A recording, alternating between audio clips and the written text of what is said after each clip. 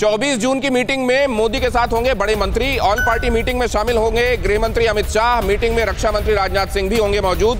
PMO में minister of state Jitendra Singh भी होंगे उसमें शामिल। अब जरा इसको लेकर मैं जाना चाहता हूं गुरमीत साहब के पास। गुरमीत साहब, अब स्थिति यह है कि ग्रेजुअली स्टेप बाय स्टेप वहां पर चीजें, जाहिर है हिंदुस्तान चाहता है कि वो स्वर्ग बने जो उसको नाम दिया गया है, लेकिन क्या वहां पर आपको ये आसान दिखाई? दूसरा, लोग ये कह रहे हैं कि इस समय, ये समय क्यों चुना गया है, इसकी कोई वजह आपको समझ में आती है क्या? जी बिल्कुल। देखिए, सबसे पहले तो ये है कि जो कश्मीर है उसके अंदर में माहौल बदल चुका है।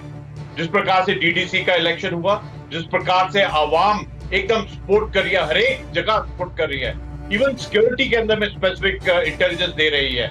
और देखिए, मैं तो वहां पर 10 साल नौकरी की है, सेवा की है सेना के अंदर में, और बहुत तकलीफ सही है अवाम ने। और अभी जो बात कर रहे हैं ना ये लोग कि पाकिस्तान से बात करो, देखिए एक बात बिल्कुल क्लियर होनी चाहिए, टेरर और टॉक इकट्ठे नहीं हो सकते हैं। दूसरा, हाँ ठीक है अमित साहब, ये बात आपने दोहराई। एक कौतूहल मेरा है, ये टाइमिंग क्या कहती है सर, इस समय क्यों? टाइमिंग बिल्कुल बहुत ही सुंदर टाइमिंग है।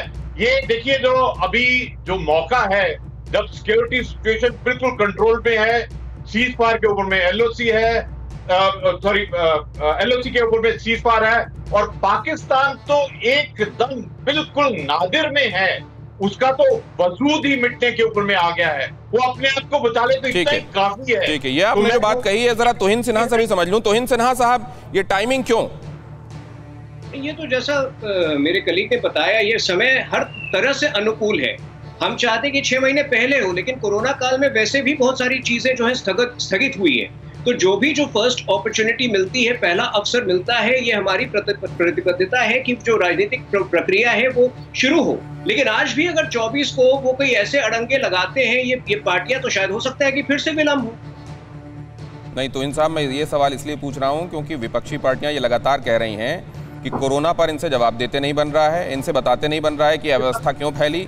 ऐसे में वो मुद्दे लेकर ये सामने आ रहे हैं सेंटर स्टेज में, जिसमें ये अपने नैरेटिव के हिसाब से चीजें ले जा सकें। क्या इस बात में दम है? मैं आपके पास लौटूंगा, लेकिन उससे पहले अमजद साहब के पास जाना चाह रहा हूं। अमजद साहब, आप लोगों को ये जो डेवलपमेंट्स हो रहे हैं, इसके हिसाब से क्या टाइमिंग के लिहाज से कोई बात सूझ रही है?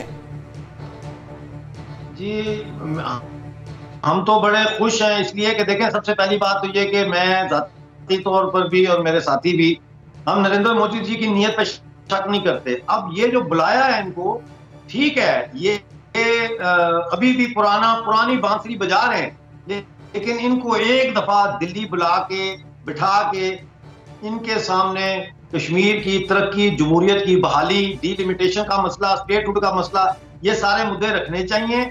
उसके बाद जब ये नहीं मानते, ये चले जाते हैं, तो कम से कम हम ये तो कह सकते हैं कि हमने सबको एक दफा बुलाया, इनको समझाया। लेकिन ये वो दुम है जो 100 साल भी सीधी करो तो छोड़ो तो टेढ़ी हो जाती है। ये बहुत इंपॉर्टेंट बात आप कह रहे हैं कि इन लोगों को बुलाना, बात करना इसलिए आवश्यक है कि कम से कम इनको समझाया जा सके कि हम किस विजन को लेकर सामने चल रहे हैं, जो वहां के जनता की भलाई का विजन है। और उसके बावजूद अगर वो सेम प्लेन में नहीं आते हैं, तो फिर ये कहा जा सकता है कि ठीक है, फिर अगर आपको यही नजरिया रखना है तो आपको मुबारक। फिक्र आपकी, सोमवार से शुक्रवार रात 9 बजे, सिर्फ TV9 भारतवर्ष पर।